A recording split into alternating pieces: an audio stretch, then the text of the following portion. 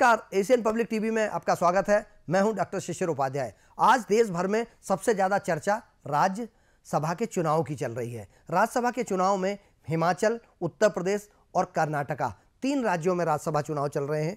और चुनाव तो पूरे देश भर में हुए थे, लेकिन यहां पर चुनाव हो रहे हैं, वोटिंग हो रही है। उत्तर प्रदेश में 10 सीटें थीं, 10 में 7 भाजपा के पास, 3 सपा के पास थीं। लेकिन भाजपा ने एक चौथा प्रत्याशी भी खड़ा कर दिया था, और जो सपा ने जो खड़ा किया था उसको खड़ा करने में उनको अब अचानक ये जानकारी लगती है कि सपा के कुछ लोग वहाँ के मुख्यमंत्री, उत्तर प्रदेश के मुख्यमंत्री योगी आदित्यनाथ से पार्टी में अखिलेश यादव के खिलाफ बगावत करते हुए कुछ लोगों से मुलाकात करी। उसमें मनोज पांडे, अभय सिंह, राकेश पांडे, विनोद चतुर्वेदी ने सीएम से मुलाकात की। ऐसी चर्चाएं हैं कि आज जब राज्यसभा का मतदान हुआ तो इन्होंने व्हिप का उल्लंघन करते हुए इन 9 लोगों का, माना जा रहा है ये तो चुनाव के परिणाम आने वाले हैं तब पता चलेगा कि क्या होता है, लेकिन राकेश पांडे, अभय सिंह, राकेश सिंह, मनोज पांडे, विनोद चतुर्वेदी, महाराजी प्रजापति, पूजा पाल, पल्लवी पटेल, आशुतोष मौर्य तक का नाम आया है कि इन लोगों पर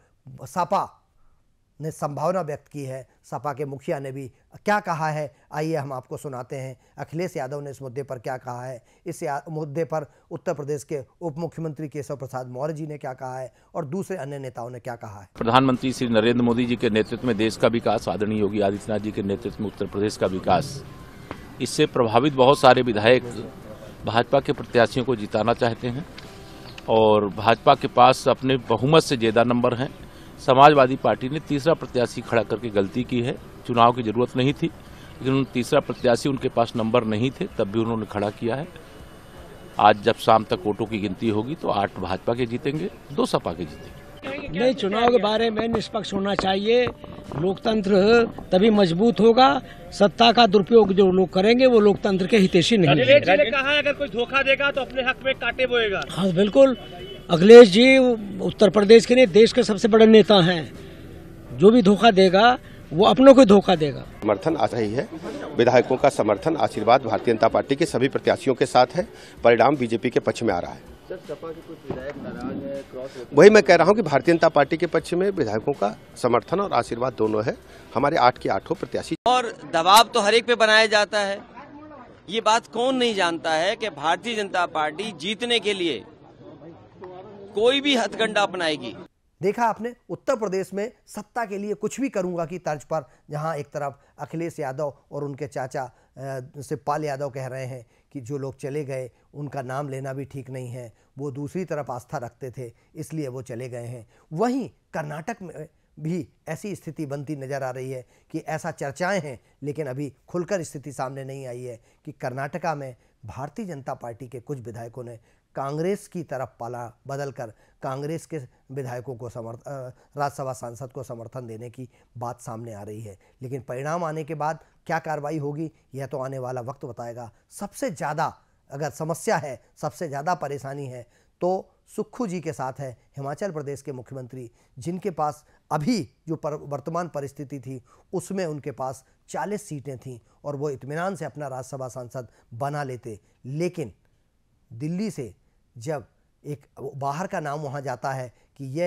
हिमाचल से राज्यसभा के सांसद बनेंगे वकील साहब, तो उनके नाम का स्थानीय स्तर पर विरोध हो जाता है। और ऐसा माना जा रहा है कि 9 विधायकों ने क्रॉस वोटिंग की है कांग्रेस के, और इससे सुक्खू सरकार खतरे में आ गई है। राज्यसभा में वो पंकज संघवी जी को, जो संघवी जी हैं, वो जीतते हैं या हारते हैं ये तो आने वाला वक्त बताएगा, परिणाम बताएंगे। लेकिन अगर ऐसा सच में हुआ है, जिस तरह से वहाँ के नेताओं ने कहा है, जिस तरह से मुख्यमंत्री जी ने कहा है, भाजपा के नेताओं ने कहा है, कांग्रेस ने वहाँ एक प्रत्याशी जो अपना खड़ा किया था उसके खिलाफ भाजपा ने एक प्रत्याशी खड़ा कर दिया था, और उस प्रत्याशी के समर्थन में अगर वोट चले गए होंगे तो 25 भारतीय जनता पार्टी के हैं, कुछ निर्दलीय हैं। ये मिलाकर अगर भारतीय जनता पार्टी का समर्थित प्रत्याशी अगर जीत जाता है तो ये सुक्खू के लिए बहुत बड़ी समस्या हो सकती है। हिमाचल प्रदेश के मुख्यमंत्री हैं और ऐसा कहा जाता है कि सब कुछ ठीक नहीं चल रहा है। कुछ लोगों की आपको चर्चाएं सुनाते हैं कि उन्होंने हिमाचल प्रदेश में राज्यसभा चुनाव को लेकर क्या क्या कहा है।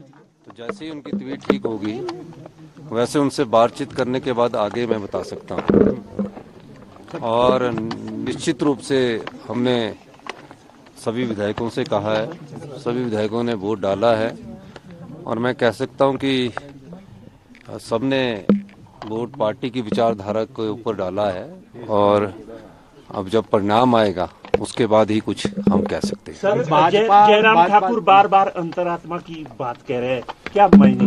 नहीं, भारतीय जनता पार्टी में अंतरात्मा नाम की कोई चीज थोड़ी है, वहाँ तो पैसे अंतरात्मा चलती है। तो निश्चित तौर पर ये इसमें मैं कह सकता हूँ कि अंतरात्मा की बात पर वोट नहीं होता, विचारधारा पर वोट होता है। और जो लोग पार्टी से विरोध में कोई वोट डालता है तो कहीं ना कहीं उन्होंने कुछ न कुछ सौदेबाजी की होती है। ऐसे पैसे की अंतरात्मा भाजपा, क्या यहाँ भी कुछ इस तरह के? नहीं, मेरे ध्यान में नहीं आया। मैं तो एक बात कह रहा हूँ कि आपके देखा आपने जो स्थिति बन रही है, हिमाचल के मुख्यमंत्री, हिमाचल में भारतीय जनता पार्टी के नेता और वहाँ के विधायक क्या कह रहे हैं, किस तरह से बात कर रहे हैं। लेकिन राज्यसभा चुनाव है, चूंकि ऊपरी सदन है और इस सदन में बहुमत के लिए भारतीय जनता पार्टी हर संभव वो प्रयास करती है जिसमें उनके राज्यसभा सांसद अधिक से अधिक जीत सकें। अगली खबर कर्नाटका में जिस तरह से जो बात चल रही थी, कर्नाटका में भी यही हालात हैं। कर्नाटका में लेकिन कहीं ऐसा तो नहीं कि हिमाचल और जो उत्तर प्रदेश में भाजपा ने किया है ऐसा खेल कहीं कांग्रेस ना कर दे। कांग्रेस के साथ ये स्थिति बन सकती है, क्योंकि अभी उत्तर प्रदेश से भी एक खबर आने के बाद बिहार से खबर आई थी कि बिहार में कुछ कांग्रेस के और कुछ अन्य पार्टियों के भारतीय जनता पार्टी में विधायक महोदय शामिल होने की चर्चाएं चल रही हैं। देखना यह होगा कि वो कहाँ तक सच्चाई है और किस हद तक ये खबर सच होती है। जल्द ही इसके परिणाम आने वाले हैं, हम आपको अपडेट करेंगे। ಮುಷ್ಟಿ ಗಟ್ಟಿ ಆಯಿತು, 5 ಗ್ಯಾರಂಟಿ ಸೇರಿ ಕೈ ಗಟ್ಟಿ ಆಯಿತು. ಇದನ್ನ ನೋಡಿ ಅರಳಿದ ಕಮಲ ಉದುರು ಹೋಯಿತು. ಇದನ್ನ ನೋಡಿ ತೆನೆ ಎತ್ತ ಮಹಿಳೆ ಎಸೆದು बीजेपी ಕಡೆ ಸೇರಿದಳು। जहां भारतीय जनता पार्टी बड़े दावे कर रही है और देश भर में वो अब की बार 400 पार का नारा लगा रही है, वहीं विपक्ष इंडिया गठबंधन जगह जगह बिखरता नजर आ रहा है।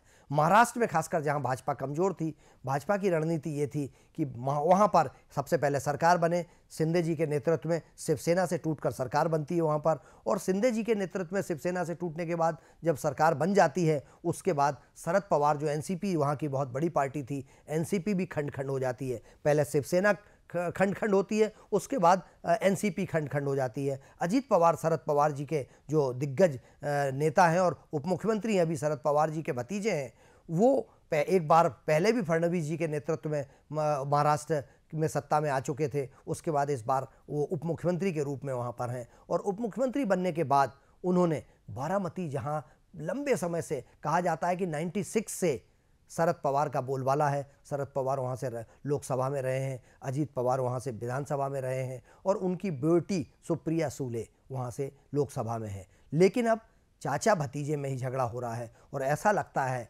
कि अजीत पवार, जिसको सुप्रिया सूले अजीत दादा कहती हैं, उनकी पत्नी सुप्रिया सूले की भाभी अब नंद के खिलाफ चुनाव लड़ सकती हैं, जो एनसीपी असली एनसीपी है। शरद पवार की बेटी अब शरद पवार की जो नई एनसीपी बनी है उससे चुनाव लड़ सकती हैं, और दोनों के बीच मुकाबला होगा। फायदा किसको होगा इसका, आइए दिखाते हैं आपको। दोनों, उधर भाभी जी और इधर नंद, दोनों लगी हुई हैं, दोनों प्रयास कर रहे हैं, क्योंकि लंबे समय से वहाँ पर सुप्रिया सूले सांसद हैं, उनका अपना नेटवर्क है। लेकिन अब वो असली नेटवर्क कार्यकर्ताओं का एनसीपी के ही दूसरे जो महत्वपूर्ण बात है, उसी एनसीपी के अजीत पवार जी अब उसके मुखिया हैं, और उनके कार्यकर्ता कितने उनके साथ जाते हैं, कितने इनके साथ जाते हैं। शरद पवार और भतीजे उनके अजीत पवार के बीच ये बड़ा रोचक मुकाबला हो गया है। जैसा शिंदे और ठाकरे में चल रहा है, असली शिवसेना कौन है इसका युद्ध चल रहा है, और ये लोकसभा और विधानसभा में